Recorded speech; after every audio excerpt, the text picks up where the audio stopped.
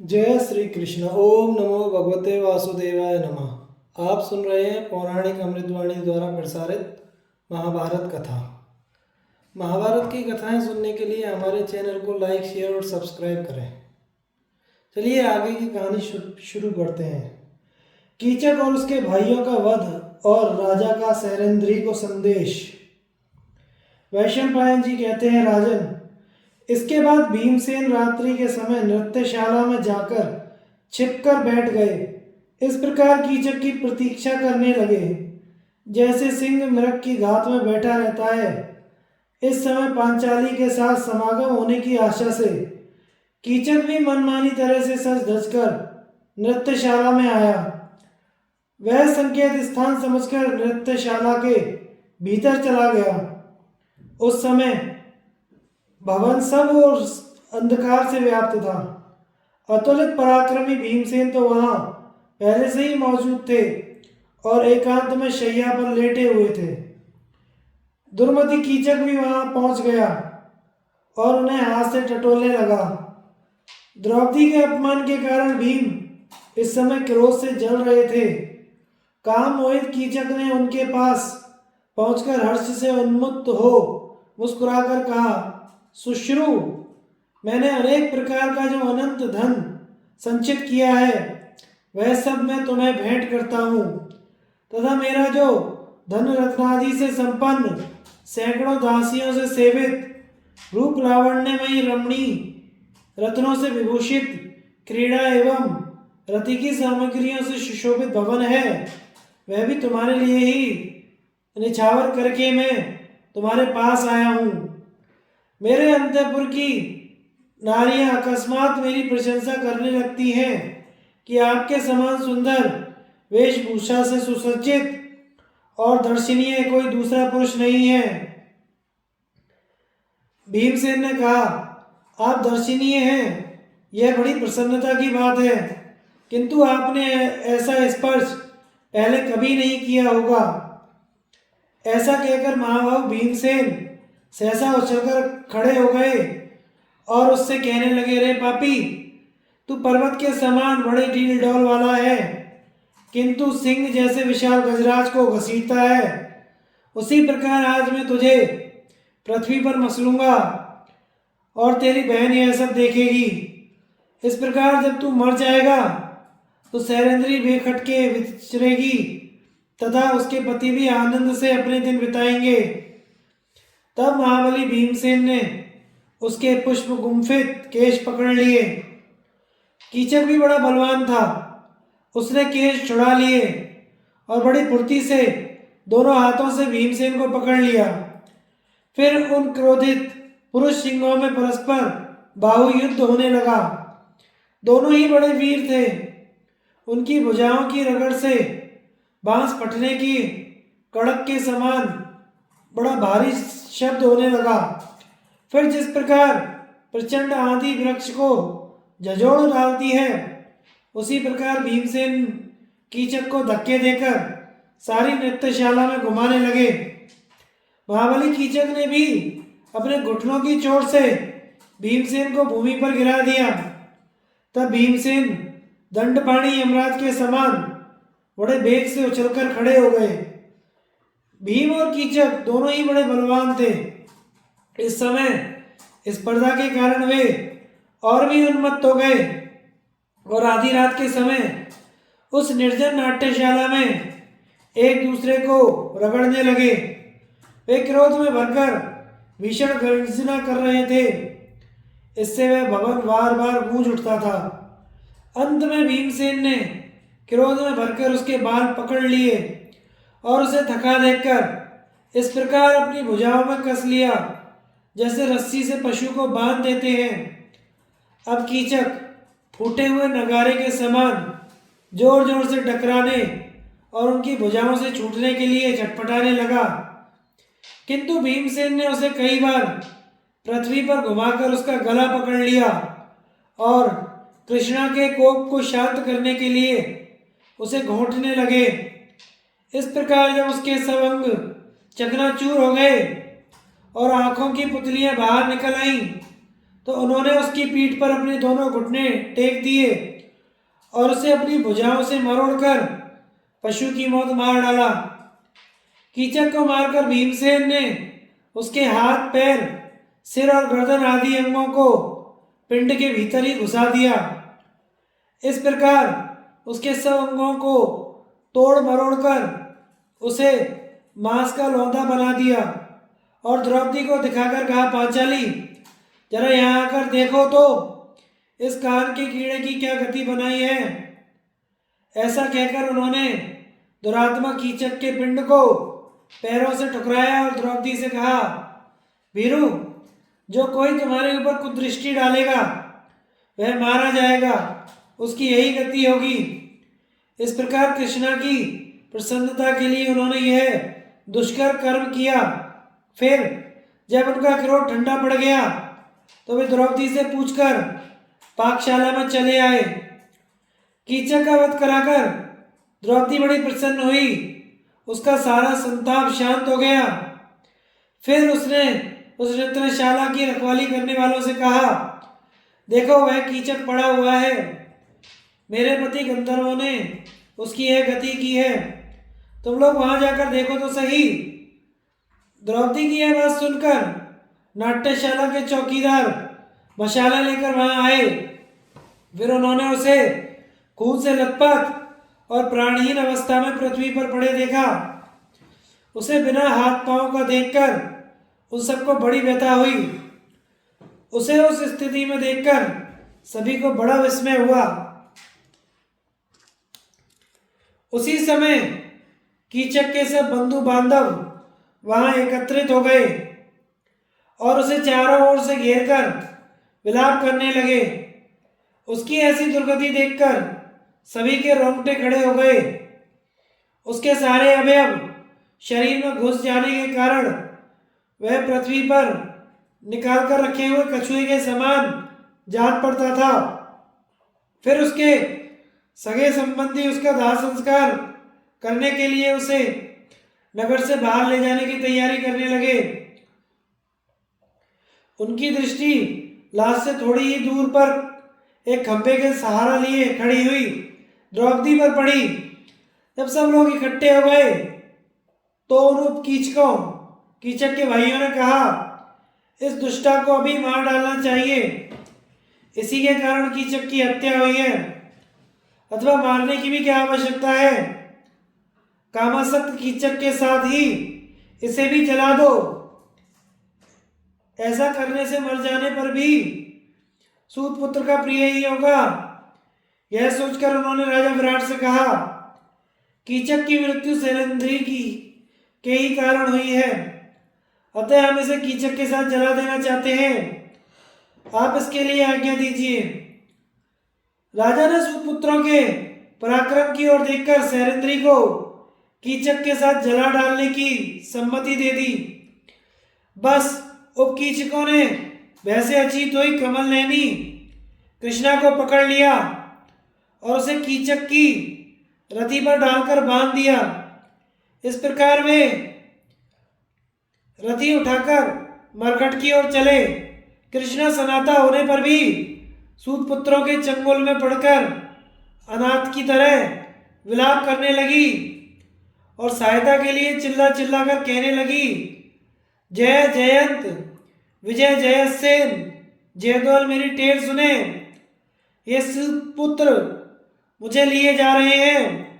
जिन वेगवान गंधर्वों के धनुष की प्रत्यंचा का भीषण शब्द संग्राम भूमि में वज्राघात के समान सुनाई देता है और जिनके रथों का घोष बड़ा ही प्रबल है, वे मेरी पुकार सुने। हाय ये सूतपुत्र मुझे लिए जा रहे हैं। कृष्णा की वह दीन वाणी और विलाप सुनकर भीमसेन बिना कोई विचार किए अपनी शैया से खड़े हो गए और कहने लगे, शैलेंद्री, तू जो कुछ कह रही है वह मैं सुन रहा हूं, इसलिए अब इन सूतपुत्रों से तेरे लिए कोई भय नहीं है। ऐसा कहकर वे नगर का परकोटा लांघकर बाहर आए और बड़ी तेजी से शमशान की ओर चले। वे इतने वेग से गए कि सूतपुत्रों से पहले ही मरघट में पहुंच गए और चिता के समीप उन्हें ताड़ के समान एक 10 व्याम लंबा वृक्ष दिखाई दिया। उसकी शाखाएं मोटी थी, ऊपर से वह सूखा हुआ था।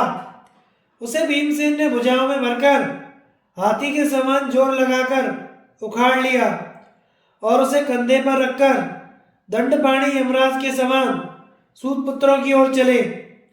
उस समय उनकी जंघाओं से टकराकर वहां अनेक बड़ पीपल ढाक के वृक्ष गिर गए।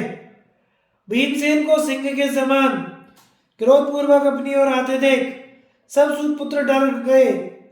भय और विषाद से कांपते हुए कहने लगे, अरे देखो, यह बलवान गंधर्व वृक्ष उठाए बड़े क्रोध से हमारी ओर आ रहा है। जल्दी ही इस शैलेंद्री को छोड़ो, इसी के कारण हमें यह भय उपस्थित हुआ है। अब तो भीमसेन को वृक्ष उठाए देखकर वे सबके सब शैलेंद्री को छोड़कर नगर की ओर भागने लगे।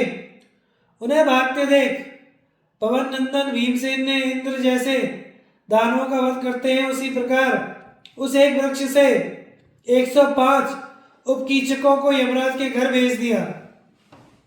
उसके पश्चात उन्होंने द्रौपदी को बंधन से छुड़ाकर ढाढ़स दिया। इस समय पांचाली के नेत्रों से निरंतर आंसुओं की धारा बह रही थी। वह दीन हो रही थी। उससे दुर्जय वीर भीमसेन ने कहा, कृष्णे, तेरा कोई अपराध न होने पर भी जो लोग तुझे तंग करेंगे वे इसी प्रकार मारे जाएंगे। अब तू नगर को चली जा, तेरे लिए कोई भय की बात नहीं है। मैं दूसरे रास्ते से राजा विराट के रसोई घर की ओर जाऊंगा। जब नगर निवासियों ने यह सारा कांड देखा तो उन्होंने राजा विराट के पास जाकर निवेदन किया कि गंधर्वों ने महाबली सूतपुत्रों को मार डाला है और शैलेंद्री उनके हाथ से छूटकर राजभवन की ओर जा रही है। उनकी यह बात सुनकर महाराज विराट ने कहा, आप लोग सूतपुत्रों की अंत्येष्टि क्रिया करें। बहुत से सुगंधित पदार्थ और रत्नों के साथ सब कीचकों को एक ही प्रज्वलित चिता में जला दें। फिर कीचकों के वश से भयभीत हो जाने के कारण उन्होंने महारानी सुदेशना के पास जाकर कहा, जब शैलेंद्री यहाँ आवे तो तुम मेरी ओर से उसे कह देना कि सुमुखी, तुम्हारा कल्याण हो। अब तुम्हारी जहाँ इच्छा हो वहां चली जाओ। महाराज गंधर्वों के तिरस्कार से डर गए हैं।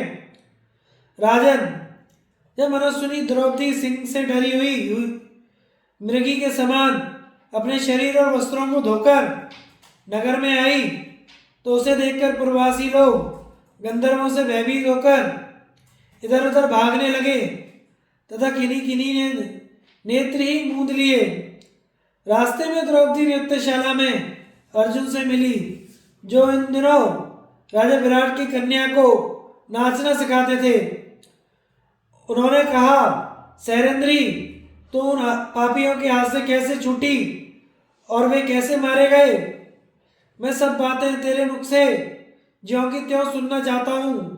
शैलेंद्री ने कहा, बृहन्नले, अब तुम्हें शैलेंद्री से क्या काम, क्योंकि तुम तो मौज में इन कन्याओं के अंतःपुर में रहती हो।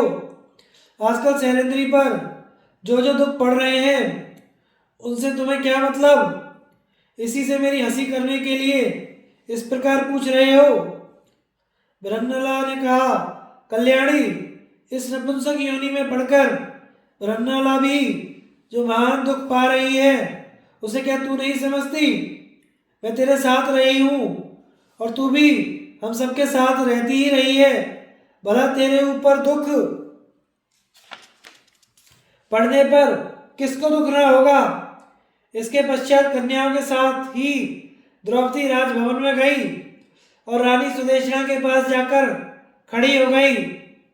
तब सुदेशना ने राजा विराट के कथनानुसार उससे कहा, भद्रे, महाराज को गंधर्वों से तिरस्कृत होने का भय है। तू भी तरुणी है और संसार में तेरे समान कोई रूपवती भी दिखाई नहीं देती। पुरुषों का विषय तो स्वभाव से ही प्रिय होता है, अतः तेरे गंधर्व बड़े क्रोधी हैं। अब तेरी जहां इच्छा हो वहां चली जा। सैरंध्री ने कहा, महारानी जी 13 दिन के लिए महाराज मुझे और क्षमा करें। इसके पश्चात गंधर्वगण मुझे स्वयं ही ले जाएंगे और आपका भी हित करेंगे। उनके द्वारा महाराज और उनके बंधु बांधवों का अवश्य ही बड़ा हित होगा। कौरव सभा में पांडवों की खोज के विषय में बातचीत तथा विराट नगर पर चढ़ाई करने का निश्चय। वैशंपायन जी कहते हैं, राजन, भाइयों के सहित कीचक को अकस्मात मारा गया देखकर सभी लोगों को बड़ा आश्चर्य हुआ और उस नगर और राष्ट्र में जहां तहां वे आपस में मिलकर ऐसी चर्चा करने लगे। महाबली कीचक अपनी शूरवीरता के कारण राजा विराट को बहुत प्यारा था। उसने अनेकों सेनाओं का संहार किया था, किंतु साथ ही वह दुष्ट परस्त्रीगामी था। इसी से उस पापी को गंधर्वों ने मार डाला। महाराज, शत्रु सेना का संहार करने वाले दुर्जय वीर कीचक के विषय में देश देश में ऐसी ही चर्चा होने लगी। इस समय अज्ञातवास की अवस्था में पांडवों का पता लगाने के लिए दुर्योधन ने जो गुप्तचर भेजे, वे अनेकों ग्राम, राष्ट्र, नगरों में उन्हें ढूंढकर हस्तिनापुर में लौट आए। वहां वे राजसभा में बैठे हुए कुरुराज दुर्योधन के पास आए। उस समय वहां महात्मा भीष्म, द्रोण, कर्ण, कृप, त्रिगर्त देश के राजा और दुर्योधन के भाई भी मौजूद थे। उन सबके सामने उन्होंने कहा, राजन, पांडवों का पता लगाने के लिए हम सदा ही बड़ा प्रयत्न करते रहे, किंतु वे किधर से निकल गए यह हम जान ही ना सके। हमने पर्वतों के ऊंचे ऊंचे शिखरों पर, भिन्न भिन्न देशों में, जनता की भीड़ में तथा गांवों और नगरों में भी उनकी बहुत खोज की, परंतु कहीं भी उनका पता नहीं लगा। मालूम होता है वे बिल्कुल नष्ट हो गए। इसलिए अब तो आपके लिए मंगल ही है। हमें इतना पता अवश्य लगा है कि इंद्रसेन आदि सारथी पांडवों के बिना ही द्वारकापुरी पहुंचे हैं। वहां ना तो द्रौपदी है और ना ही पांडव हैं। हाँ, एक बड़े आनंद का समाचार है, वह यह है कि राजा विराट का जो महाबली सेनापति कीचक था, जिसने अपने महान पराक्रम से त्रिगर्त देश को दलित कर दिया था, उस पापात्मा को उसके भाइयों सहित रात्रि में गुप्त रूप से गंधर्वों ने मार डाला है।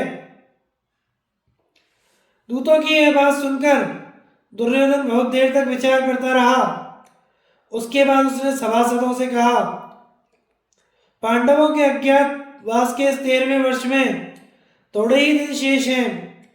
यदि यह समाप्त हो गया तो सत्यवादी पांडव मदमाते हाथी और विषधर सर्पों के समान क्रोधातुर होकर कौरवों के लिए दुखदायी हो जाएंगे।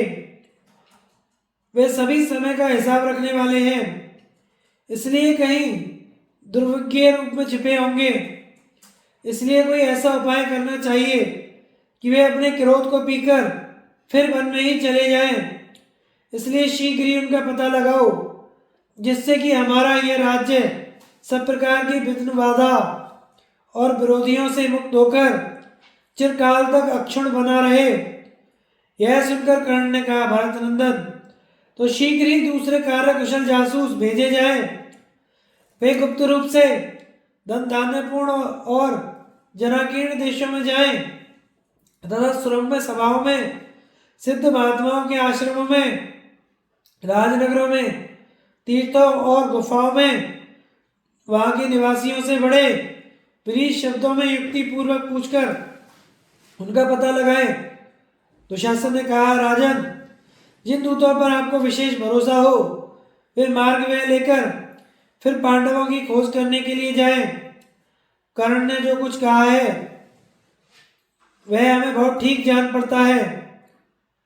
तब तत्वार्थदर्शी परम पराक्रमी द्रोणाचार्य ने कहा, पांडव लोग शूरवीर, विद्वान, बुद्धिमान, जितेंद्रिय, धर्मज्ञ, कृतज्ञ और अपने ज्येष्ठ भ्राता धर्मराज की आज्ञा में चलने वाले हैं। ऐसे महापुरुष ना तो नष्ट होते हैं, ना ही किसी से तिरस्कृत ही होते हैं। उनमें धर्मराज तो बड़े ही शुद्ध चित्त, गुणवान, सत्यवान, नीतिमान, पवित्र आत्मा और तेजस्वी हैं। उन्हें तो आंखों से देख लेने पर भी कोई पहचान नहीं सकेगा। अतः इस बात पर ध्यान रखकर ही हमें ब्राह्मण, सेवक, सिद्ध पुरुष अथवा अन्य लोगों से, जो कि उन्हें पहचानते हो, ढूंढवाना चाहिए। इसके पश्चात भरतवंशियों के पितामह, देश काल के ज्ञाता और समस्त धर्मों को जानने वाले भीष्म जी ने कौरवों के हित के लिए कहा, भरतनंदन, पांडवों के विषय में जैसा मेरा विचार है वह कहता हूँ। जो नीतिमान पुरुष होते हैं उनकी नीति को अनीति परायण लोग नहीं ताड़ सकते। उन पांडवों के विषय में विचार करके हम इस संबंध में जो कुछ कर सकते हैं वही मैं अपनी बुद्धि के अनुसार कहता हूँ, द्वेषवश कोई बात नहीं कहता। युधिष्ठिर की जो नीति है उसकी मेरे जैसे पुरुष को कभी निंदा नहीं करनी चाहिए, उसे अच्छी नीति ही कहना चाहिए। अनीति कहना किसी प्रकार ठीक नहीं है। राजा युधिष्ठिर जिस नगर या राष्ट्र में होंगे वहाँ की जनता भी दानशील, प्रियवादिनी, जितेंद्रिय और लज्जाशील होगी। जहाँ वे रहते होंगे वहाँ के लोग प्रियवादी, संयमी, सत्यपरायण, हष्टपुष्ट, पवित्र और कार्यकुशल होंगे। जहाँ उनकी स्थिति होगी वहाँ के मनुष्य स्वयं ही धर्म में तत्पर होंगे तथा वे गुणों में दोष आरोप करने वाले, ईर्ष्यालु, अभिमानी और मत्सरी नहीं होंगे। वहाँ हर समय वेद ध्वनि होती होगी, यज्ञों में पूर्णाहुतियाँ दी जाती होंगी तथा बड़ी बड़ी दक्षिणाओं वाले बहुत से यज्ञ होते होंगे। वहाँ मेघ निश्चय ही ठीक ठीक वर्षा करता होगा तथा वहाँ की भूमि धन धान्यपूर्ण और सब प्रकार के आतंकों से शून्य होगी। वहाँ आनंददायी पवन चलती होगी।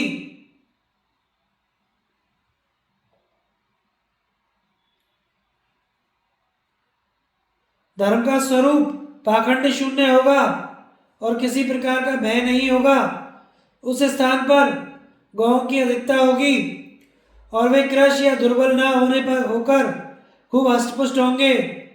उनके दूध, दही और घी भी बड़े सरस और गुणकारक होंगे। राजा युधिष्ठिर अत्यंत धर्मनिष्ठ हैं। उनमें सत्य, धैर्य, दान, शांति, क्षमा, लज्जा, श्री कीर्ति, तेज, दयालुता और सरलता निरंतर निवास करते हैं। अतः अन्य साधारण पुरुष तो क्या ही, ब्राह्मण लोग भी उन्हें नहीं पहचान सकते। अतः जहाँ ऐसे लक्षण पाए जाएं वही मतिमान पांडव लोग गुप्त रीति से रहते होंगे, तो वहीं जाकर उन्हें ढूंढो। इसके सिवा उनके विषय में मैं दूसरी बात नहीं कह सकता। यदि तुम्हें मेरे कथन में विश्वास है तो इस पर विचार करके जो उचित समझो वह शीघ्र करो। इसके पश्चात महर्षि शरद्वान के पुत्र कृप ने कहा, वयोवृद्ध भीष्म जी का पांडवों के विषय में जो कथन है वह युक्ति युक्त है और समय अनुसार है। उसमें धर्म अर्थ दोनों ही निहित हैं। साथ ही वह बड़ा मधुर और हेतु गर्भित भी है। उन्हीं के अनुरूप इस विषय में मेरा जो भी कथन है वह सुनो। तुम लोग गुप्तचरों से पांडवों की गति और स्थिति का पता लगवाओ और उसी नीति का आश्रय लो जो इस समय हितकारिणी हो। यह याद रखो कि अज्ञातवास की अवधि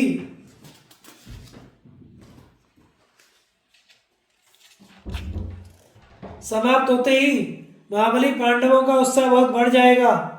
उनका तेज तो अतुलित है ही। इस समय तुम्हें अपनी सेना, कोष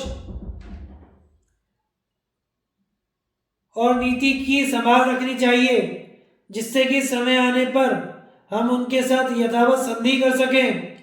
बुद्धि से भी तुम्हें अपनी शक्ति की जांच करते रहना चाहिए और इस बात का भी पता रहना चाहिए कि तुम्हारे बलवान और निर्बल मित्रों में निश्चित शक्ति कितनी है।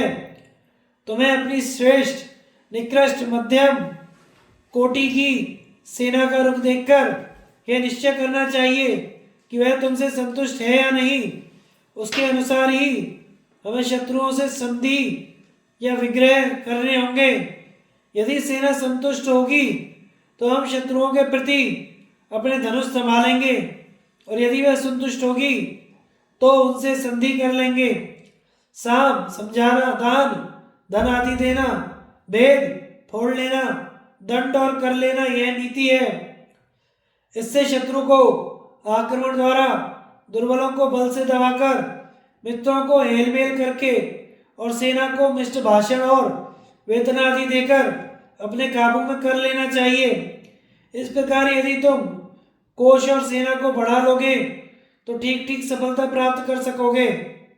इसके पश्चात त्रिगर्त देश के राजा महाबली सुशर्मा ने कर्ण की ओर देखते हुए दुर्योधन से कहा, राजन, मत्स्य देश के शालु वंशीय वीर राजा बार बार हमारे ऊपर आक्रमण करते रहे हैं। मत्स्यराज के सेनापति महाबली कीचक ने ही मुझे और मेरे बंधु बांधवों को बहुत तंग किया था। कीचक बड़ा ही बलवान, क्रूर, असहनशील और दुष्ट प्रकृति का पुरुष था। उसका पराक्रम जगत विख्यात था, इसलिए उस समय हमारी दाल नहीं गली। अब उस पाप कर्मा और निशंस सूतपुत्र को गंधर्वों ने मार डाला है। उसके मारे जाने से राजा विराट आश्रयहीन और निरुत्साह हो गया होगा। इसलिए यदि आपको समस्त कौरवों को और महामना कर्ण को ठीक जान पड़े तो मेरा उस देश पर चढ़ाई करने का मन होता है। उस देश को जीतकर जो विविध प्रकार के रत्न, धन, ग्राम और राष्ट्र हाथ लगेंगे, उन्हें हम आपस में बांट लेंगे।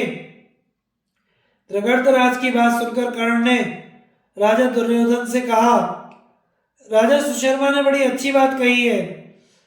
यह समय के अनुसार और हमारे बड़े काम की है। अतः हम सेना सजाकर उसे छोटी छोटी टुकड़ियों में बांटकर, अथवा जैसी आपकी सलाह हो वैसे ही तुरंत उस देश पर चढ़ाई कर दें। त्रिगर्त राज और कर्ण की बात सुनकर दुर्योधन ने दुशासन को आज्ञा दी, भाई, तुम बड़े बूढ़ों की सलाह से चढ़ाई की तैयारी करो। हम लोग सब कौरवों सहित एक नाके पर जाएंगे और महारथी सुशर्मा, त्रिगर्देशीय वीर और सारी सेना सहित दूसरे मोर्चे पर। पहले सुशर्मा चढ़ाई करेंगे, उसके एक दिन बाद हमारा कूच होगा। ये ग्वालियों पर आक्रमण करके विराट का गोधन छीन लेंगे। उसके बाद हम भी अपनी सेना को दो भागों में विभक्त करके राजा विराट की 1,00,000 गौएं हरेंगे। विराट और सुशर्मा का युद्ध तथा भीमसेन द्वारा सुशर्मा का पराभव। वैशंपायन जी कहते हैं, राजन, सुशर्मा ने अपने पूर्व वैर का बदला लेने के लिए त्रिगर्त देश के सभी रथी पदाति वीरों को लेकर कृष्ण पक्ष की सप्तमी तिथि के दिन विराट की गौएं छीनने के लिए अग्निकोण से आक्रमण किया। उसके दूसरे दिन समस्त कौरवों ने मिलकर दूसरी ओर जाकर विराट की हजारों गौएं पकड़ ली। अब छद्मवेश में छिपे हुए अतुलित तेजस्वी पांडवों का 13वां वर्ष भली भांति समाप्त हो चुका था। इसी समय सुशर्मा ने चढ़ाई करके राजा विराट की बहुत सी गौएं कैद कर ली। यह देखकर राजा का प्रधान गोप बड़ी तेजी से नगर में आया और फिर रथ से कूदकर राजसभा में पहुंचकर राजा को प्रणाम करके कहने लगा, महाराज, त्रिगर्त देश के योद्धा हमें युद्ध में परास्त करके आपकी 1,00,000 गौएं लिए जा रहे हैं। आप उन्हें छुड़ाने का प्रबंध कीजिए। ऐसा ना हो कि आपका गोधन बहुत दूर निकल जाए। यह सुनते ही राजा ने मत्स्य देश के वीरों की सेना एकत्रित की। उसमें रथ, हाथी, घोड़े, पदाति सभी प्रकार के योद्धा थे। अनेकों ध्वजा पताकाएं फहरा रही थी तथा अनेकों राजा और राजपुत्र कवच पहनकर युद्ध के लिए तैयार हो गए। इस प्रकार सैकड़ों देवतुल्य महारथियों ने स्वेच्छा से कवच धारण कर लिए और युद्ध सामग्री से संपन्न सफेद रथों में सोने के साज से सजे हुए घोड़े जुटवाकर उन पर बैठ बैठकर नगर से बाहर निकलने लगे। इस प्रकार जब सारी सेना तैयार हो गई तो राजा विराट ने अपने छोटे भाई शतानीक से कहा, मेरा ऐसा विचार है कि कंक, बल्लभ, तंतीपाल, ग्रंथि भी बड़े वीर हैं और निस्संदेह युद्ध कर सकते हैं। इन्हें भी ध्वजा पताका से सुशोभित रथ और ऊपर से दृढ़ किंतु भीतर से कोमल हो ऐसे कवच दो। राजा विराट की यह बात सुनकर शतानीक ने पांडवों के लिए भी रथ तैयार करने की आज्ञा दी और महारथी पांडवगण सुवर्ण जटित रथों पर चढ़कर एक साथ ही राजा विराट के पीछे चले। वे चारों ही भाई बड़े शूरवीर और सच्चे पराक्रमी थे। उनके सिवा 8,000 रथी, 1,000 गजारोही, 60,000 घुड़सवार भी राजा विराट के साथ चले। भरतश्रेष्ठ विराट की वह सेना बड़ी भली जान पड़ती थी। वह गौओं के खुरों का चिन्ह देखती आगे बढ़ने लगी। मत्स्य देशीय वीर नगर से निकलकर व्यूह रचना की विधि से चले और उन्होंने सूर्य ढलते ढलते त्रिगर्तों को पकड़ लिया। बस दोनों ओर के वीर परस्पर शस्त्र संचालन करने लगे और उनमें देवासुर संग्राम की तरह बड़ा ही भयंकर और रोमांचकारी युद्ध छिड़ गया। उस समय इतनी धूल उड़ी कि पक्षी भी अंधे से होकर पृथ्वी पर गिरने लगे। दोनों ओर से छोड़े गए बाणों की ओट में सूर्य नारायण भी दिखने बंद हो गए। रथी रथियों से, पदाती पदातियों से, घुड़सवार घुड़सवारों से तथा गजारोही गजारोहियों से भिड़ गए। वे क्रोध में भरकर एक दूसरे पर तलवार, पट्टिश, प्रास, शक्ति और तोमर आदि अस्त्र शस्त्रों से प्रहार करने लगे, परंतु परिघ के समान प्रचंड भुजादंडों से प्रहार करने पर भी वे अपना सामना करने वाले वीर को पीछे नहीं हटा पाते थे। बात की बात में सारी रणभूमि कटे हुए मस्तक और छिदे हुए देहों से पटी सी दिखाई देने लगी। इस प्रकार युद्ध करते करते शतानीक ने 100 और विशालक्ष ने 400 त्रिगर्त वीरों को धराशायी कर दिया। फिर वे दोनों महारथी शत्रुओं की सेना के भीतर घुस गए और विपक्षी वीरों के केश पकड़ पकड़ कर पटकने लगे। उन्होंने बहुत से रथों को चकनाचूर कर दिया। राजा विराट ने 500 रथी और 800 घुड़सवार और 5 महारथी मार डाले। फिर तरह तरह के युद्ध कौशल दिखाते हुए सोने के रथ पर चढ़े हुए सुशर्मा से आकर भिड़ गए। उन्होंने 10 बाणों से सुशर्मा को और 5-5 बाणों से उसके चारों घोड़ों को बीन डाला। तब रणोन्मत्त सुशर्मा ने उन्हें 50 बाणों से बीन दिया। सुशर्मा बड़ा बांकुरा वीर था। उसने मत्स्यराज की सारी सेना को अपने प्रबल पराक्रम से रौंद डाला और फिर राजा विराट की ओर दौड़ा। उसने विराट के रथ के दोनों घोड़ों को तथा अंगरक्षक और सारथी को मारकर उन्हें जीवित ही पकड़ लिया और अपने रथ में डालकर चल दिया। यह देखकर कुंती नंदन युधिष्ठिर ने भीमसेन से कहा, महाभाव, त्रिगर्तराज सुशर्मा महाराज विराट को लिए जा रहा है, तुम उन्हें झटपट छुड़ा लो। ऐसा ना हो कि वे शत्रुओं के पंजे में फंस जाएं। तब भीमसेन ने कहा, महाराज, आपकी आज्ञा से मैं इन्हें अभी छुड़ाता हूँ। इस सामने वाले वृक्ष की शाखाएं बहुत अच्छी हैं। यह तो गदा रूप ही जान पड़ता है। इसी को उखाड़कर इसी के द्वारा मैं शत्रुओं को चौपट कर दूंगा। युधिष्ठिर बोले, भीमसेन, ऐसा साहस का काम मत करना। इस वृक्ष को खड़ा रहने दो। यदि तुम ऐसा अति मानुष कर्म करोगे तो लोग पहचान जाएंगे कि यह तो भीम है। इसलिए तुम कोई दूसरा ही मनुष्योचित शस्त्र लो। धर्मराज के ऐसा कहने पर भीमसेन ने बड़ी फुर्ती से अपना श्रेष्ठ धनुष उठाया और मेघ जैसे जल बरसाता है वैसे ही सुशर्मा पर बाणों की वर्षा करने लगे। यह देखकर भाइयों सहित सुशर्मा को धनुष चढ़ाकर लौटना पड़ा और एक निमेश में ही वे रथी भीमसेन से भिड़ गए। भीमसेन ने गदा लेकर विराट के सामने ही सैकड़ों हजारों रथी, गजारोही, अश्वारोही, प्रचंड धनुषधारी शूरवीरों को मारकर गिरा दिया तथा अनेकों पैदलों को भी कुचल डाला। ऐसा विकट युद्ध देखकर रणोन्मत्त सुशर्मा का सारा बल उतर गया। वह सेना के सत्यानाश के लिए चिंतित होने लगा और कहने लगा, हाय, जो हर समय कान तक धनुष चढ़ाए दिखाई देता था, वह मेरा भाई तो पहले ही मर गया। फिर वह भीमसेन पर बार बार तीखे बाण छोड़ने लगा। यह देखकर सभी पांडव क्रोध में भर गए और घोड़ों को त्रिगर्तों की ओर मोड़कर उन पर दिव्य अस्त्रों की वर्षा करने लगे। राजा युधिष्ठिर ने बात की बात में 1000 योद्धाओं को मार डाला। भीमसेन ने 7000 त्रिगर्तों को धराशायी कर दिया तथा नकुल ने 700 और सहदेव ने 300 वीरों को नष्ट कर डाला। अंत में भीमसेन सुशर्मा के पास आए, अपने पहने बाणों से उसके घोड़ों को तथा अंगरक्षकों को मार डाला। फिर उसके सारथी को रथ के जुए पर से गिरा दिया। सुशर्मा के रथ का चक्र रक्षक मदिराक्ष भीम पर प्रहार करने लगा। इतने में ही वृद्ध होने पर भी राजा विराट रथ से कूद पड़े और गदा लेकर बड़े जोर से उस पर झपटे। रथहीन हो जाने से सुशर्मा प्राण लेकर भागने लगा। तब भीमसेन ने कहा, राजकुमार लौटो, तुम्हारा युद्ध से पीठ दिखाना उचित नहीं है।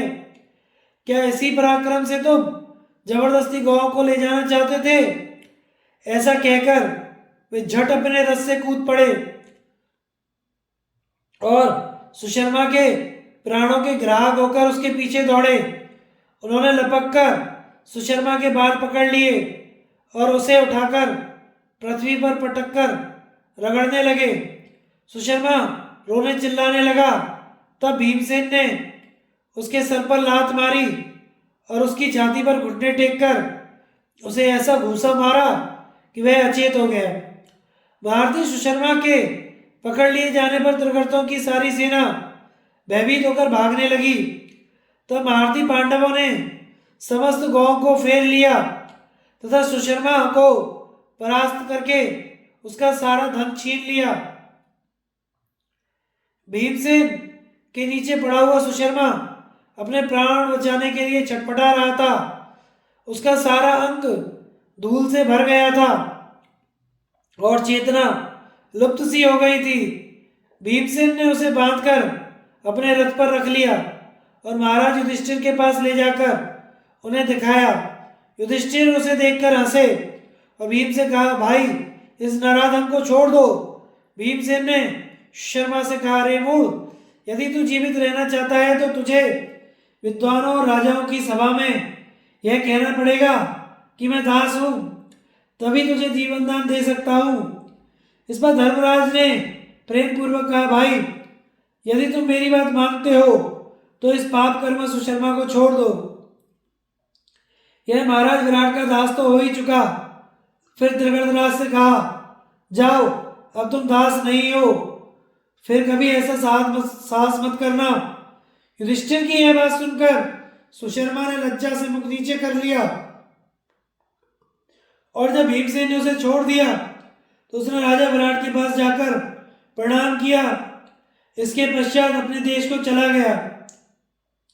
फिर मत्स्यराज विराट ने प्रसन्न होकर युधिष्ठिर से कहा, आइए, इस सिंहासन पर मैं आपका अभिषेक कर दूं। अब आप ही हमारे मत्स्य देश के स्वामी हो। इसके सिवा आपके मन में यदि कोई ऐसी चीज पाने की इच्छा हो जो संसार में अत्यंत दुर्लभ हो तो वह भी मैं देने को तैयार हूं, क्योंकि आप तो सभी पदार्थ पाने योग्य हैं। तब युधिष्ठिर ने कहा, मत्स्यराज,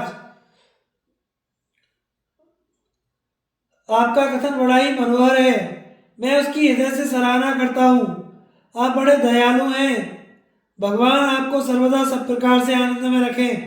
राजन, अब शीघ्र ही दूतों को नगर में भिजवाइए, वे आपके संबंधियों को इस शुभ समाचार की सूचना दें और नगर में आपकी विजय की घोषणा करा दें। तब राजा ने दूतों को आज्ञा दी कि तुम नगर में जाकर मेरी विजय की सूचना दो। मत्स्यराज की आज्ञा सिर पर चढ़ाकर दूत बड़े हर्ष के साथ नगर की ओर चले और रात रात में रास्ता तय करके सवेरे ही नगर के समीप पहुंचकर विजय की घोषणा कर दी। कौरवों की चढ़ाई उत्तर का बृहन्नला को सारथी बनाकर युद्ध में जाना और कौरव सेना को देखकर डर से भागना। वैशंपायन जी कहते हैं, राजन, जब मत्स्यराज विराट गौओं को छुड़ाने के लिए त्रिगर्त सेना की ओर गए तो दुर्योधन भी मौका देखकर अपने मंत्रियों सहित विराट नगर पर चढ़ आया। भीष्म, द्रोण, कर्ण, कृप, अश्वत्थामा, शकुनी, दुशासन, विविंशति, विकर्ण, चित्रसेन, दुर्मुख, दुशल तथा और भी अनेकों महारथी दुर्योधन के साथ थे। ये सब कौरव वीर विराट की 60,000 गौओं को सब ओर से रथों की पंक्ति से रोककर ले चले। उन्हें रोकने पर जब मारपीट होने लगी तो ग्वालिये उन महारथियों के सामने ना ठहर सके और उनकी मार खा खाकर जोर से चिल्लाने लगे। तब ग्वालियों का सरदार रथ पर चढ़कर अत्यंत दीन की तरह रोता बिलखता नगर में आया। वह सीधा राजमहल के दरवाजे पर पहुंचा और रथ से उतरकर भीतर चला गया। वहां उसे विराट का पुत्र भुमिंजय उत्तर मिला। गोपराज ने कहा, राजकुमार, आपकी 60,000 गौओं को कौरव लिए जा रहे हैं। आप राज्य के बड़े हित चिंतक हैं। इस समय अपनी अनुपस्थिति में महाराज आपको ही यहाँ का प्रबंध सौंप गए हैं और सभा में वे ही आपकी प्रशंसा करते हुए यह भी कहते हैं कि मेरा यह कुलदीपक पुत्र ही मेरे अनुरूप और बड़ा शूरवीर है। अतः इस समय आप तुरंत ही गौओं को छुड़ाने के लिए जाइए और महाराज के कथन को सत्य करके दिखाइए। राजकुमार अंतःपुर में स्त्रियों के बीच बैठा था।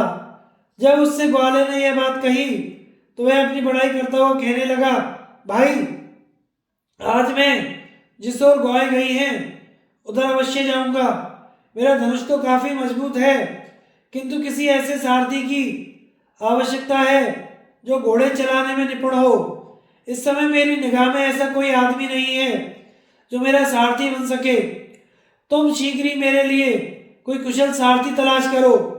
फिर तो इंद्र जैसे दानवों को भयभीत कर देते हैं, उसी प्रकार मैं दुर्योधन, भीष्म, कर्ण, कृपाचार्य और अश्वत्थामा इन सभी महान धनुर्धरों के छक्के छुड़ाकर एक क्षण में अपनी गौओं को लौटा लाऊंगा।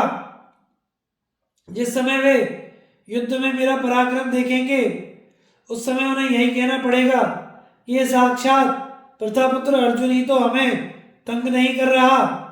जब राजपुत्र ने स्त्रियों के बीच में बार बार अर्जुन का नाम लिया तो द्रौपदी से रहा ना गया। वह स्त्रियों में से उठकर उत्तर के पास आई और उससे कहने लगी, यह जो हाथी के समान विशालकाय दर्शनीय युवक बृहन्नला के नाम से विख्यात है, यह पहले अर्जुन का सारथी ही था। यदि यह आपका सारथी हो जाए तो आप निश्चय ही कौरवों को जीतकर अपनी गौएं लौटा लाएंगे। शैलेंद्री के ऐसा कहने पर उसने अपनी बहन उत्तरा से कहा, बहन, तो शीघ्र ही जाकर बृहन्नला को लिवा ला। भाई के कहने से उत्तरा तुरंत ही नृत्यशाला में पहुंची। बृहन्नला ने अपनी सखी राजकुमारी उत्तरा को देखकर पूछा, कहो राजकन्या, कैसे आना हुआ? तब राजकन्या ने बड़ी विनय दिखाते हुए कहा, बृहन्नले, कौरव लोग हमारे राष्ट्र की गौओं को लिए जा रहे हैं। उन्हें जीतने के लिए मेरा भाई धनुष धारण करके जा रहा है। तुम मेरे भाई के सारथी बन जाओ और कौरव लोग गौओं को दूर लेकर जाएं, उससे पहले ही रथ उनके पास पहुंचा दो। कुमारी उत्तरा के इस प्रकार कहने पर अर्जुन उठे और राजकुमार उत्तर के पास आए। बृहन्नला को दूर से ही देखकर राजकुमार ने कहा, बृहन्नले, जिस समय मैं गौओं को बचाने के लिए कौरवों के साथ युद्ध करूं उस समय तुम मेरे घोड़ों की उसी प्रकार रक्षा करना जिस प्रकार पहले से करते आए हो। मैंने सुना है पहले तुम अर्जुन के प्रिय सारथी थे और तुम्हारी सहायता से ही पांडव प्रवर अर्जुन ने सारी पृथ्वी को जीता था। इसके पश्चात उत्तर ने सूर्य के समान चमचमाता हुआ बढ़िया कवच धारण किया तथा अपने रथ पर सिंह की ध्वजा लगाकर ब्रह्मला को सारथी बनाया। फिर बहुमूल्य धनुष और बहुत से उत्तम उत्तम बाण लेकर उसने युद्ध के लिए कूच किया।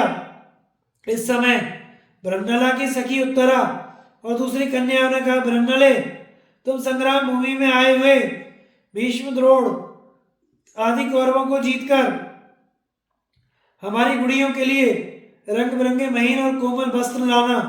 इस पर अर्जुन ने हंसकर कहा, यदि ये राजकुमार उत्तर रणभूमि में उन भारतीयों को परास्त कर देंगे तो मैं अवश्य ही उनके दिव्य और सुंदर वस्त्र लाऊंगी। अब राजकुमार उत्तर राजधानी से निकलकर बाहर आया और अपने सारथी से बोला, तुम जिधर कौरव लोग गए हैं उधर ही रथ ले चलो। यहाँ जो कौरव लोग विजय की आशा से आकर इकट्ठे हुए हैं उन सबको जीतकर मैं उनसे गौएं लेकर बहुत जल्दी लौट आऊंगा। तब पांडुनंदन अर्जुन ने उत्तर के उत्तम जाति के घोड़ों की लगाम ढीली कर दी। अर्जुन के हाँकने से वे हवा से बातें करने लगे और ऐसे दिखाई देने लगे मानो आकाश में उड़ रहे हों। थोड़ी ही दूर जाने पर अर्जुन को महाबली कौरवों की सेना दिखाई दी। वह विशाल वाहिनी हाथी, घोड़े और रथों से भरी हुई थी। कर्ण, दुर्योधन, कृपाचार्य, भीष्म और अश्वत्थामा के सहित महान धनुर्धर द्रोण उसकी रक्षा कर रहे थे। उसे देखकर उत्तर के रोंगटे खड़े हो गए और उसने भय से व्याकुल होकर अर्जुन से कहा, मेरी ताव नहीं है कि मैं कौरवों से लोहा ले सकूं। देखते नहीं हो मेरे सारे रोंगटे खड़े हो गए हैं। इस सेना में तो अगणित वीर दिखाई दे रहे हैं। यह तो बड़ी ही विकट है। देवता लोग भी इसका सामना नहीं कर सकते। मैं तो अभी बालक ही हूं, शस्त्रास्त्र से भी विशेष अभ्यास नहीं किया है। फिर मैं अकेला ही कैसे इन शस्त्र विद्या के पारगामी महावीरों से लड़ूंगा। इसलिए ब्रह्मले, तुम लौट चलो। ब्रह्मला ने कहा, राजकुमार, तुमने स्त्री पुरुषों के सामने अपने पुरुषार्थ की बड़ी प्रशंसा की थी और तुम ही शत्रु से लड़ने के लिए घर से निकले हो। फिर अब युद्ध क्यों नहीं करते? यदि तुम इन्हें परास्त किए बिना घर लौट चलोगे तो सब स्त्री पुरुष आपस में मिलकर तुम्हारी हंसी करेंगे। मुझसे भी शैलेंद्री ने तुम्हारा सारथ्य करने को कहा था। इसलिए अब बिना गौएं लिए नगर की ओर जाना मेरा काम नहीं है। उत्तर बोला, ब्रह्मले, कौरव लोग मत्स्यराज की बहुत सी गौएं लिए जाते हो तो ले जाएं। स्त्री पुरुष मेरी हंसी करें तो करते रहे, किंतु अब युद्ध करना मेरे वश की बात नहीं है। ऐसा कहकर राजकुमार उत्तर रथ से कूद पड़ा और सारी मान मर्यादा को तिलांजलि देकर धनुष बाण फेंक कर भागा। यह देखकर ब्रह्मला ने कहा, शूरवीरों की दृष्टि में युद्ध स्थल से भागना क्षत्रियों का धर्म नहीं है। क्षत्रिय के लिए तो युद्ध में मरना ही अच्छा है, डरकर पीठ दिखाना अच्छा नहीं है। ऐसा कहकर कुंती नंदन अर्जुन भी रथ से कूद पड़े और भागते हुए राजकुमार के पीछे दौड़े और बड़ी तेजी से 100 कदम पर ही उसके बाल पकड़ लिए। अर्जुन द्वारा पकड़ लिए जाने पर उत्तर कायरों की तरह दीन होकर रोने लगा और बोला, कल्याणी, ब्रह्मले, सुनो, तुम जल्दी ही रथ लौटा ले चलो। देखो, जिंदगी रहेगी तो अच्छे दिन भी देखने को मिल जाएंगे। उत्तर इसी प्रकार घबराकर अनुनय विनय करता रहा, किंतु अर्जुन हंसते हंसते उसे रथ के पास ले आए और कहने लगे, राजकुमार, यदि शत्रुओं से युद्ध करने की तुम्हारी हिम्मत नहीं है तो लो, तुम घोड़ों की राह संभालो, मैं युद्ध करता हूं। तुम इस रथियों की सेना में ले चले चलो, डरना मत। मैं अपने बाहुबल से तुम्हारी रक्षा करूंगा। और तुम डरते क्यों हो? आखिर हो तो क्षत्रिय के ही बालक, फिर शत्रुओं के सामने आकर घबराना कैसा? देखो, मैं इस दुर्जय सेना में घुसकर कौरवों से लड़ूंगा और तुम्हारी गौएं छुड़ाकर लाऊंगा। तुम जरा मेरे सारथी का काम कर दो। इस प्रकार महावीर अर्जुन ने युद्ध से डरकर भागते हुए उत्तर को समझाया और उसे फिर से रथ पर चढ़ा लिया। अर्जुन का शमी वृक्ष के पास जाकर अपने शस्त्रास्त्र से सुसज्जित होना और उत्तर को अपना परिचय देकर कौरव सेना की ओर जाना। वैशंपायन जी कहते हैं, राजन, जब भीष्म द्रोण आदि प्रधान प्रधान कौरव महारथियों ने उस नपुंसक वेशधारी पुरुष को उत्तर को रथ में चढ़ाकर शमी वृक्ष की ओर जाते देखा तो वे अर्जुन की आशंका करके मन ही मन बहुत डरे। तब शस्त्र विद्या विशारद द्रोणाचार्य ने पितामह भीष्म से कहा, गंगापुत्र, यह जो स्त्री वेशधारी दिखाई देता है वह इंद्र का पुत्र कपिध्वज अर्जुन जान पड़ता है। यह अवश्य ही हमें युद्ध में जीतकर गौएं ले जाएगा। इस सेना में मुझे तो इसका सामना करने वाला कोई योद्धा दिखाई नहीं देता। सुनते हैं कि हिमालय पर तपस्या करते समय अर्जुन ने किरात वेशधारी भगवान शंकर को भी युद्ध करके प्रसन्न कर लिया था। इस पर कर्ण बोला, आचार्य, आप सदा ही अर्जुन के गुण गाकर हमारी निंदा किए करते हैं, किंतु वह मेरे और दुर्योधन के 16वें अंश के बराबर भी नहीं है। दुर्योधन ने कहा, और कर्ण, यदि यह अर्जुन है तब तो मेरा काम ही बन गया, क्योंकि पहचान लिए जाने के कारण अब पांडवों को फिर 12 वर्ष तक वनवास में विचरना पड़ेगा। और यदि कोई दूसरा पुरुष नपुंसक के रूप में आया है तो मैं इसे अपने पहने बाणों से धराशायी कर दूंगा। इधर अर्जुन रथ को शमी वृक्ष के पास ले गए। उत्तर से बोले, राजकुमार, मेरी आज्ञा मानकर तुम शीघ्र ही इस वृक्ष से धनुष उतारो। ये तुम्हारे धनुष मेरे बाहुबल का सामना नहीं कर सकेंगे। इस वृक्ष पर पांडवों के शस्त्र रखे हुए हैं। यह सुनकर राजकुमार उत्तर रथ से उतर पड़ा। उसे विवश होकर वृक्ष पर चढ़ना ही पड़ा। अर्जुन ने रथ पर बैठे बैठे ही फिर आज्ञा दी, इन्हें झटपट उतार लाओ, देरी मत करो। जल्दी ही इनके ऊपर जो वस्त्र आदि लिपटे हुए हैं उन्हें खोल दो। उत्तर पांडवों के उन अति उत्तम धनुषों को लेकर नीचे उतरा और उन पर लिपटे हुए पत्तों को हटाकर उन्हें अर्जुन के आगे रख दिया। उत्तर को गांडीव के सिवा वहां 4 धनुष और दिखाई दिए। उन सूर्य के समान तेजस्वी धनुषों को खोलते ही सब और उनकी दिव्य कांति फैल गई। तब उत्तर ने उन प्रभावपूर्ण विशाल धनुषों को हाथ से छूकर पूछा, ये किसके हैं? अर्जुन ने कहा, राजकुमार, इनमें से यह तो अर्जुन का सुप्रसिद्ध गांडीव धनुष है। यह संग्राम भूमि से शत्रुओं की सेना को क्षण भर में नष्ट भ्रष्ट कर डालता है। तीनों लोकों में इसकी सुप्रसिद्धि है। यह सभी शस्त्रों से बड़ा चढ़ा है। यह अकेला ही 1 लाख शस्त्रों की बराबरी करने वाला है। अर्जुन ने इसी के द्वारा संग्राम में देवताओं और मनुष्यों को परास्त किया था। देखो, यह चित्र विचित्र रंगों से सुशोभित, लचकीला और गांठ आदि से रहित है। आरंभ में 1000 वर्ष तक तो इसे ब्रह्मा जी ने धारण किया। फिर 503 वर्ष तक यह प्रजापति के पास रहा। उसके बाद 85 वर्ष तक इसे इंद्र ने धारण किया। 500 वर्ष तक चंद्रमा ने तथा 100 वर्ष तक वरुण ने अपने पास रखा। अब 65 वर्ष का अर्थात 32.5 साल से यह परम दिव्य धनुष अर्जुन के पास है। उसे यह वरुण से ही प्राप्त हुआ है। दूसरा जो सोने से बना हुआ देवता और मनुष्यों से पूजित सुंदर पीठ वाला धनुष है वह भीमसेन का है। शत्रुदमन भीम ने इसी से सारी पूर्व दिशा जीती थी। तीसरा यह इंद्रगोप के चिन्हों वाला मनोहर धनुष महाराज युधिष्ठिर का है। चौथा धनुष जिसमें सोने के बने हुए सूर्य चमचमा रहे हैं नकुल का है, तथा जिसमें स्वर्ण के फतिंगे चित्रित हैं वह पांचवा धनुष माद्री नंदन सहदेव का है।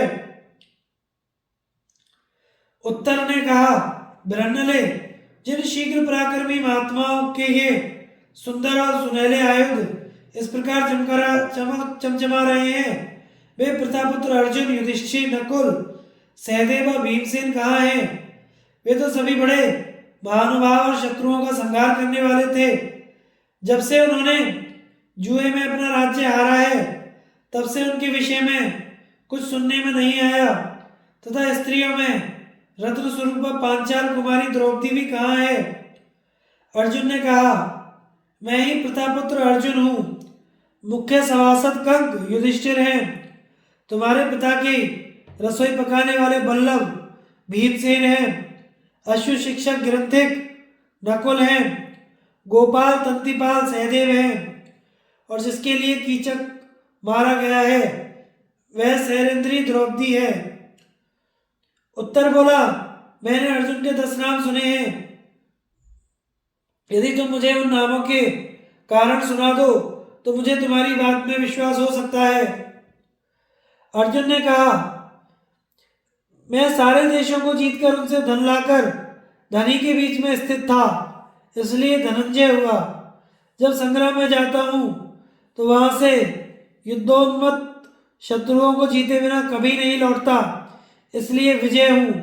संग्राम भूमि में युद्ध करते समय मेरे रथ में सुनहले साज वाले श्वेत अश्व जोते जाते हैं, इसलिए मैं श्वेत वाहन हूँ। मैंने उत्तर फाल्गुनी नक्षत्र में दिन के समय हिमालय पर जन्म लिया था, इसलिए लोग मुझे फाल्गुन कहने लगे। पहले बड़े बड़े दानवों के साथ युद्ध करते समय इंद्र ने मेरे सिर पर सूर्य के समान तेजस्वी किरीट पहनाया था, इसलिए मैं किरीटी हूँ। मैं युद्ध करते समय कोई बीभत्स भयानक कर्म नहीं करता, इसी से मैं देवता और मनुष्यों में बीभत्सु के नाम से प्रसिद्ध हूँ। गांडीव को खींचने में मेरे दोनों हाथ कुशल हैं, इसलिए देवता और मनुष्य मुझे सव्यसाची के नाम से पुकारते हैं। चारों समुद्र पर्यंत पृथ्वी में मेरे जैसा शुद्ध वर्ण दुर्लभ है और मैं शुद्ध ही कर्म करता हूँ, इसलिए लोग मुझे अर्जुन के नाम से जानते हैं। मैंने दुर्लभ दुर्जय दमन करने वाला और इंद्र का पुत्र हूँ, इसलिए देवता और मनुष्य में जिष्णु के नाम से विख्यात हूँ। मेरा 10वां नाम कृष्ण पिताजी का रखा हुआ है, क्योंकि मैं उज्ज्वल कृष्ण वर्ण तथा लाडला बालक होने के कारण चित्त को आकर्षित करने वाला था। यह सुनकर विराट पुत्र ने अर्जुन को प्रणाम किया और कहा, मैं भूमिंजय नाम का राजकुमार हूँ और मेरा नाम उत्तर भी है। आज मेरा बड़ा सौभाग्य है जो मैं प्रतापपुत्र अर्जुन का दर्शन कर रहा हूँ। मैंने आपको ना पहचानने के कारण जो अनुचित शब्द कहे हैं उनके लिए आप मुझे क्षमा करें। आप इस समय सुंदर रथ में सवार होइए, मैं आपका सारथी बनूंगा और जिस सेना में आप चलने को कहेंगे उसी में आपको ले चलूंगा। अर्जुन ने कहा, पुरुष श्रेष्ठ, मैं तुम पर प्रसन्न हूँ, तुम्हारे लिए कोई खटके की बात नहीं है। मैं संग्राम में तुम्हारे सब शत्रुओं के पैर उखाड़ दूंगा। तुम शांत रहो और इस संग्राम में शत्रुओं के साथ लड़ते हुए मैं जो भीषण कर्म करूं वह देखते रहो। जिस समय मैं गांडीव धनुष लेकर रणभूमि में रथ पर सवार होऊंगा उस समय शत्रुओं की सेना मुझे जीत नहीं सकेगी। अब तुम्हारा भय दूर हो जाना चाहिए। उत्तर ने कहा, अब मैं इनसे नहीं डरता, क्योंकि मैं अच्छी तरह जानता हूं कि आप संग्राम भूमि में भगवान श्री कृष्ण और साक्षात इंद्र के सामने भी डट सकते हैं। अब तो मुझे आपकी सहायता मिल गई है, इसलिए मैं युद्ध क्षेत्र में देवताओं से भी मुकाबला कर सकता हूँ। मेरा सारा भय भाग चुका है। बताइए मैं क्या करूं? पुरुषश्रेष्ठ, मैंने अपने पिताजी से सारथी का काम सीखा था, इसलिए मैं आपके रथ के घोड़ों को अच्छी तरह संभाल लूंगा। इसके पश्चात अर्जुन ने शुद्धता पूर्वक रथ पर पूर्वाभिमुख बैठकर एकाग्र चित्त से समस्त अस्त्रों को स्मरण किया। उन्होंने प्रकट होकर हाथ जोड़कर कहा, पांडु कुमार, आपके दास हम सब उपस्थित हैं। अर्जुन ने कहा, तुम सब मेरे मन में निवास करो। इस प्रकार अस्त्रों को ग्रहण करके अर्जुन का चेहरा प्रसन्नता से खिल गया और उन्होंने गांडीव धनुष पर डोरी चढ़ाकर उसकी टंकार की। तब उत्तर ने कहा, पांडव श्रेष्ठ, आप तो अकेले ही हैं। इन शस्त्रास्त्र के पारगामी अनेकों भारतीयों को संग्राम में कैसे जीत सकेंगे? यह सोचकर तो मैं आपके सामने भी बहुत भयभीत हो रहा हूं। यह सुनकर अर्जुन खिलखिलाकर हंस पड़े और कहने लगे, वीर, डरो मत। बताओ, कौरवों की घोष यात्रा के समय जब मैंने महाबली गंधर्वों से युद्ध किया, उस समय मेरा सहायक कौन था? देवराज के लिए निवात कवच और पौलोम दैत्यों के साथ युद्ध करते समय मेरा साथी कौन था? द्रौपदी के स्वयंवर में जब मुझे अनेकों राजाओं का सामना करना पड़ा, उस समय किसने मेरी सहायता की थी?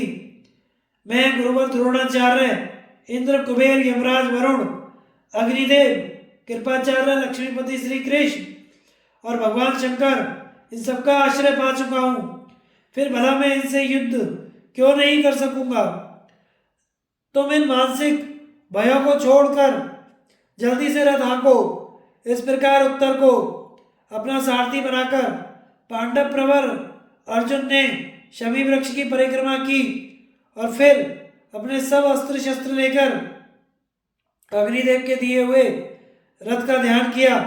ध्यान करते ही आकाश से एक ध्वजा पताका से सुशोभित दिव्य रथ उतरा। अर्जुन ने उसकी प्रदक्षिणा की और इस प्रकार बानर की ध्वजा वाले रथ में बैठकर धनुष बाण धारण किए उत्तर की ओर प्रस्थान किया। फिर उन्होंने अपना महान शंख बजाया, जिसका भीषण घोष सुनकर शत्रुओं के रोंगटे खड़े हो गए।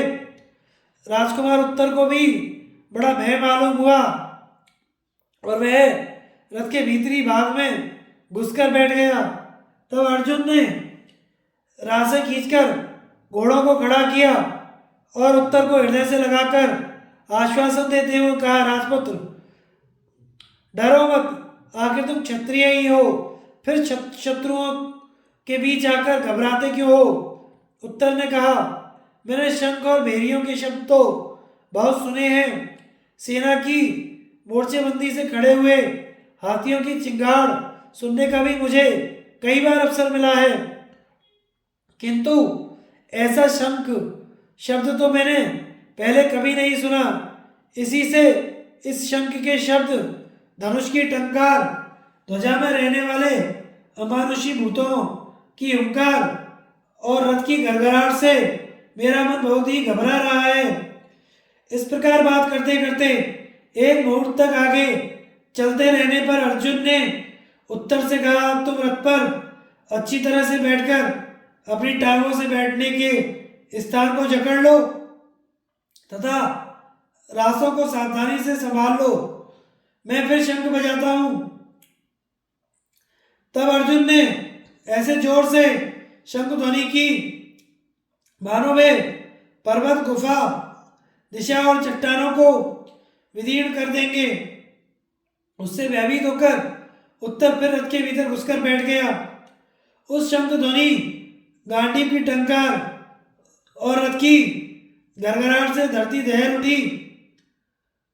अर्जुन ने उत्तर को फिर धैर्य बंधाया। अर्जुन से युद्ध करने के विषय में कौरव महारथियों में विवाद। इस भीषण शब्द को सुनकर कौरव सेना में द्रोणाचार्य ने कहा, यह मेघ गर्जन के समान जो रथ की भीषण गड़गड़ाहट सुनाई दे रही है, जिससे समस्त पृथ्वी भी कंप होने लगी है। इससे जान पड़ता है कि यह अर्जुन के सिवा कोई और नहीं है।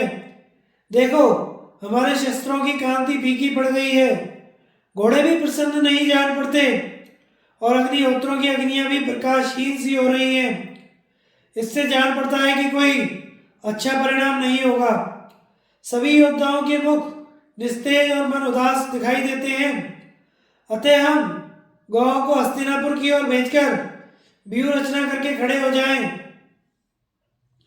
अब राजा दुर्योधन ने भीष्म, द्रोण और महारथी कृपाचार्य से कहा, मैंने और कर्ण ने आचार्य चरण से यह बात कई बार कही है और फिर भी कहता हूं, पांडवों से हमारी यह बात ठहरी थी कि जुए में हारने पर उन्हें 12 वर्ष तक वन में रहना पड़ेगा तथा 1 वर्ष तक किसी नगर या वन में अज्ञातवास करना पड़ेगा। अभी इनका 13वां वर्ष पूरा नहीं हुआ है। यदि उसके पूरा होने से पहले ही अर्जुन हमारे सामने आ गया है तो पांडवों को 12 वर्ष तक फिर वन में रहना पड़ेगा। इस बात का निर्णय पितामह भीष्म कर सकते हैं। इसके सिवा एक बात यह भी है कि रथ में बैठकर चाहे मत्स्यराज विराट आया हो चाहे अर्जुन, हमें तो सबसे लड़ना ही है। ऐसी ही हमारी प्रतिज्ञा भी है।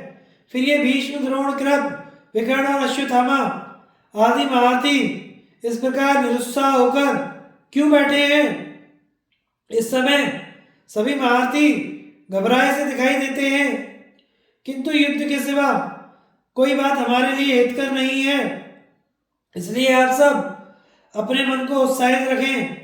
यदि देवराज इंद्र और स्वयं यमराज भी संग्राम करके हमसे गोधन छीन लें तो ऐसा कौन है जो हस्तिनापुर लौटकर जाना चाहेगा? दुर्योधन की बात सुनकर कर्ण ने कहा, आप लोग आचार्य द्रोण को सेना के पीछे रखकर युद्ध की नीति का विधान करें। देखिए ना, अर्जुन को आते देखकर ये सब उसकी प्रशंसा करने लगे हैं। इससे हमारी सेना पर क्या प्रभाव पड़ेगा? इसलिए ऐसी नीति से काम लेना चाहिए जिससे हमारी सेना में फूट ना पड़े। जिस समय ये अर्जुन के घोड़ों की हिनहिनाहट सुनेंगे उसी समय इनके घबराने से सारी सेना अव्यवस्थित हो जाएगी। इस समय हम विदेश में हैं और बड़े भारी जंगल में पड़े हुए हैं। गर्मी की ऋतु है तथा शत्रु हमारे सिर पर आ बोला है। इसलिए ऐसी नीति का आश्रय लेना चाहिए जिससे हमारी सेना घबराहट में ना पड़े। आचार्य तो दयालु, बुद्धिमान और हिंसा के विरुद्ध विचार वाले हुआ करते हैं। जब कोई बड़ा संकट आ पड़े तो इनसे किसी प्रकार की सलाह नहीं लेनी चाहिए।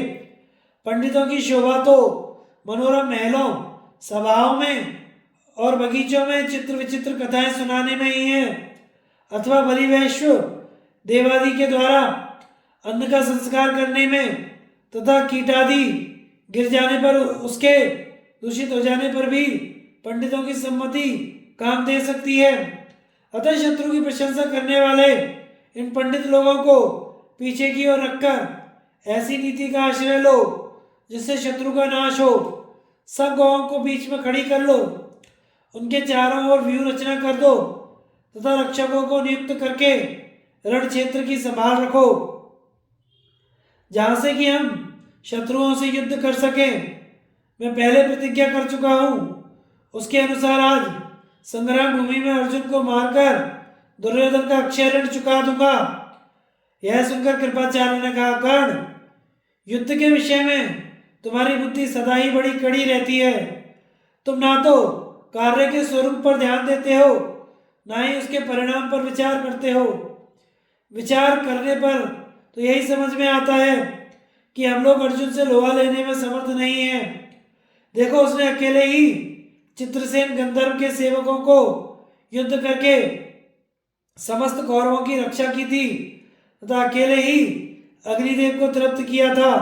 जब किरात वेश में भगवान शंकर उसके सामने आए तो उनसे भी अकेले ही युद्ध किया था।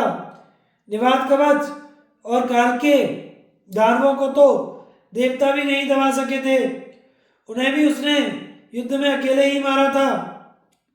अर्जुन तो अकेले ही अनेकों राजाओं को अपने अधीन कर लिया था। तुम ही बताओ, तुमने भी अकेले रहकर कभी कोई ऐसी करतूत करके दिखाई है? अर्जुन के साथ युद्ध करने की सामर्थ्य तो इंद्र में भी नहीं है। तुम जो उसके साथ भिड़ने की बात कह रहे हो, इससे मालूम होता है कि तुम्हारा मस्तिष्क ठिकाने नहीं है। इसकी तुम्हें दवा करानी चाहिए। हाँ, द्रोण, दुर्योधन, भीष्म, तुम, अश्वत्थामा और हम सब मिलकर अर्जुन का सामना करेंगे। तुम अकेले ही उससे भिड़ने का साहस मत करो। इसके बाद अश्वत्थामा ने कहा, अभी तो हमने गौ को जीता भी नहीं है और ना हम मत्स्यराज की सीमा पर ही पहुंचे हैं। हस्तिनापुर भी अभी बहुत दूर है। फिर तुम ऐसी बढ़ बढ़कर बातें क्यों करते हो?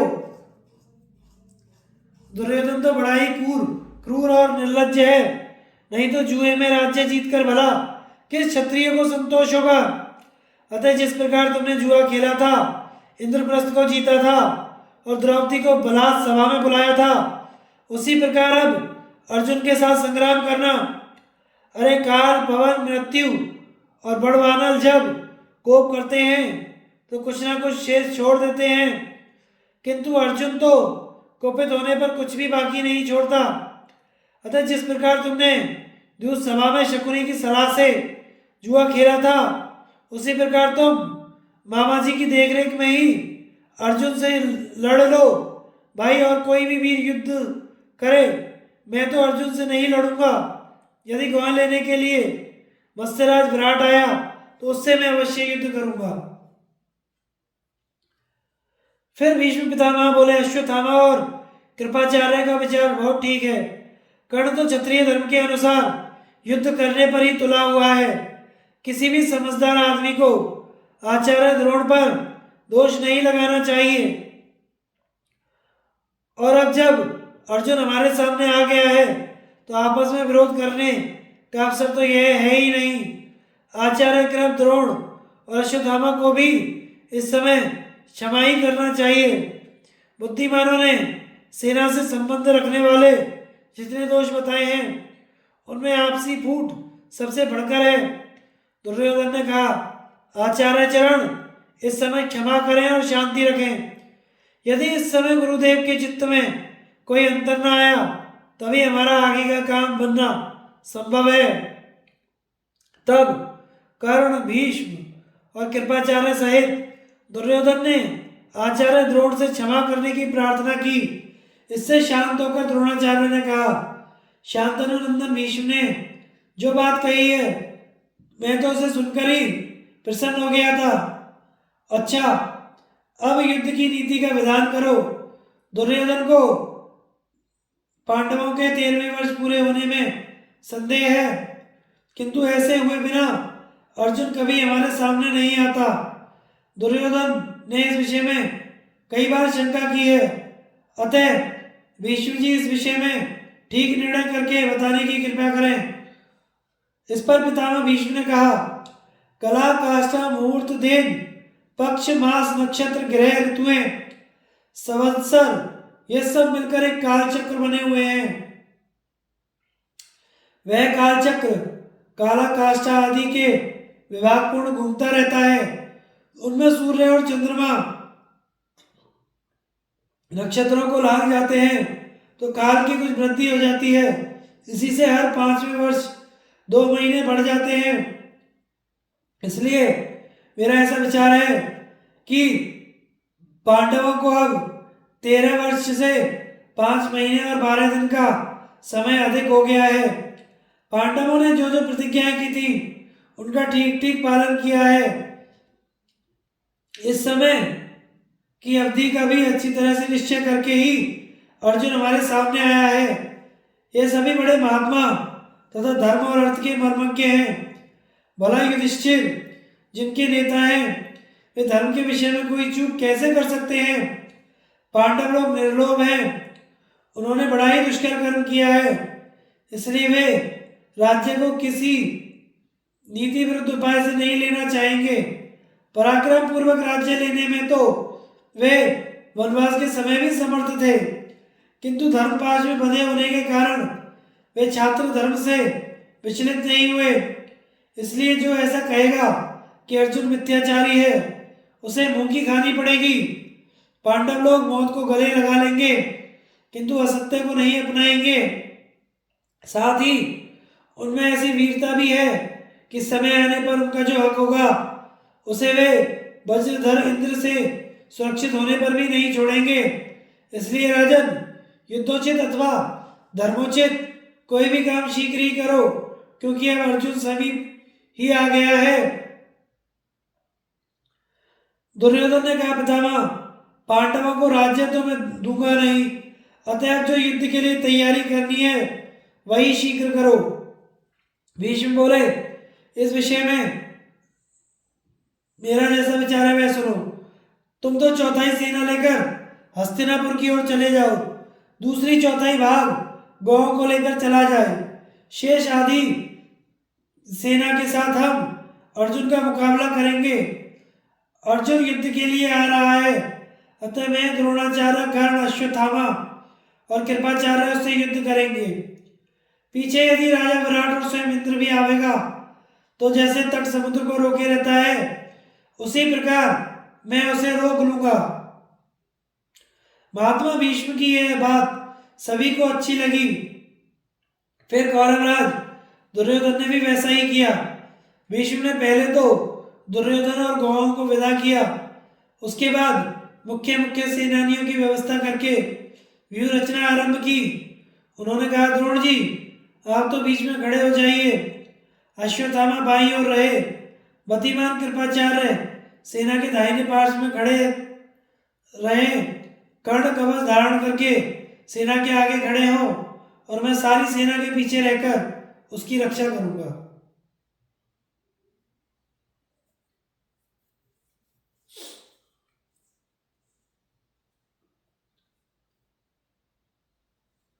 आगे की कथा हम अगले भाग में प्रसारित करेंगे। धन्यवाद। हमारे चैनल को लाइक, शेयर और सब्सक्राइब करें।